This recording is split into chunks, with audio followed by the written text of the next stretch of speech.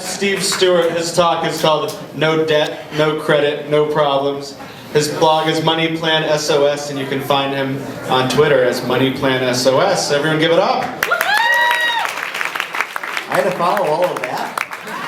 How y'all doing tonight? Yeah? How many of you guys are excited to be debt-free or to be debt-free someday? Yeah. I think everybody wants to be debt-free, don't you? But so few of us actually try to live a debt-free lifestyle. I mean, is it even possible to live debt-free in the United States today? You gotta have a credit card to buy stuff online. You gotta have a bunch of different debt products to keep a good FICO score, right? You are required to sit in the finance office 3 times as long as the car you test drove, right? Well, it doesn't need it, by the way. And the people like me who are trying to live debt-free, and a lot of you too, we've just come to the realization that credit, it's just a bunch of hassle. It's so hard to keep track of all the things we're trying to manage, all the different accounts, and credit leads to debt, and we know debt's expensive. But it doesn't have to be that way, because now the market has answered all of our calls. We have everything we need to live a debt-free lifestyle. I mean, here's the first one. You know, the debit card, of course, where we used to pay cash and write checks for things. We now have an electronic version of payment with no debt involved. Well, you might say, well, you know, debit cards aren't safe, right? Well, it's not entirely true. We know ATM cards, the ATM function's not safe, but a debit card with a Visa or MasterCard logo on it has the exact same protection as a credit card when used like a credit card. Even Visa says so. Yeah, but I like to get my reward points, right? We know that. Markets answered that problem too. You know you can get a Perk Street checking account and you can earn rewards for things like Amazon gift cards, Target, Starbucks. Of course you can get cash back as well, all for paying for things with a Perk Street debit card, no debt involved. But you know, you gotta have a credit card to travel, right? Who believes this? For years my family and I have traveled without a credit card, and we've never had anybody refuse our money because we weren't paying with a credit card. So that's another myth that's just busted. But you just gotta have a plan. Set some savings goals. Use something like payoff.com, or my family and I, we're using YNAB right now, thanks Jesse, and we're tricking ourselves into saving for my family's next new car, or used car really. In fact, here's a neat little frugal tip. Take a whole bunch of those $100 bills that you saved in cash and take it to some good old boy's front yard and hand it to him and ask him if he'll give you a good deal on that truck in his front yard. He might give it to you.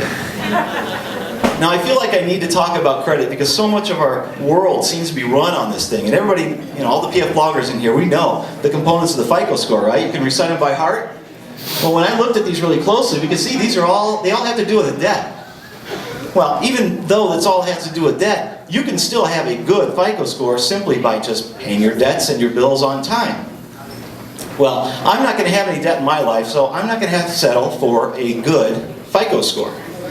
By the way, I think it's really interesting that you can pay your cell phone every single month and it does not improve your credit score one bit. But miss it 1 month and you can have a bad one. Think about it. It's interesting. Now, how do you have a great credit score? That's what everybody wants to know, right? Read up on a bunch of blogs that talk about improving your credit score. Open up a bunch of different lines of credit. Don't use all of it, definitely not use enough of it, and make sure that you are understanding that you've got a bunch of accounts that can be compromised, open to identity theft, and interest charges. Now, the perfect score is supposed to be 850, right? Craig Watts from FICO once said that while a perfect credit score is technically possible, it may not be possible for anyone to achieve. So what the heck are we doing all this for, right? So I submit to you the conundrum, the paradox that by paying cash for things, I don't have any debt, and by not having any debt, I have more money to save in cash for things, which means I'll have a 0 FICO score, so I submit to you that 0 is probably the perfect FICO score. Yeah. Now, I know some of you are thinking, wait a minute, Steve, what about buying a house? Okay, until your blog makes $1 million, it's going to be hard to pay cash for a house, I understand. But did you know you can get a house without with a 0 FICO score? It's just manual underwriting, and the market has answered that call as well, and it's called eCredible. See, by law, any creditor that rates you with a FICO score is required to consider anything that you hand them that proves your creditworthiness. And eCredible simplifies that. You go on to eCredible, sign up for an account. It's just like entering bill pay into your bank, but you're just making this list of your monthly bills that you pay. And then when you want to show your creditworthiness to a mortgage lender, you call up eCredible, and in a week or two, they give password-protected access to your creditworthiness report to the lender, and you're done. So it's pretty cool. And it's not just for people who are trying to live debt-free like us.